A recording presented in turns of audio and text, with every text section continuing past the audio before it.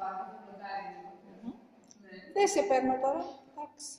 Μια φορά και ένα καιρό, λοιπόν, θέλω να παρακολουθήσω πώς θα το πεις. Μετά θα σε βιντεοσκοπήσω. Μια φορά και ένα καιρό ήταν ένας ψαράς που αποφάσισε να πάει για ψάρεμα.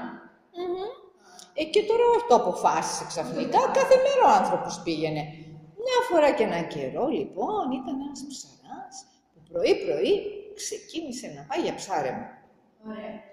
Μια φορά και ένα καιρό ήταν ένας ψαράς που πρωί-πρωί ξεκίνησε να πάει για ψάρεμα. Πήρε λοιπόν την βάρκα του και βγήκε στα νυχτά. Πήρε τα δίχτυα και τα έριξε στη θάλασσα και δεν ξέρω τι να κάνει. Θα το δουλέψεις λοιπόν. Και έριξε τα δίχτυα στη θάλασσα. Περίμενε για να μαζέψει. Ψάρια. Για να μαζέψει το ψάρι τέλος πάντων. Τους είπε καλώς ήρθατε, τι κάνετε. Εύα, δεν το δούλεψες. Άντε. Δεν το είπα και δεν το δούλεψα.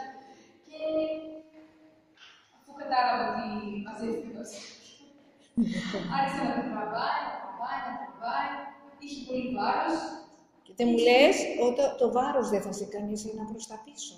Κάνε μου την κίνηση πώς τραβούς τα δίχτυα. Τραβάει. Τράβωσε. Και έτσι πηγαίνεις προς τα πίσω. Μπράβο, έτσι πας προς τα πίσω, ναι.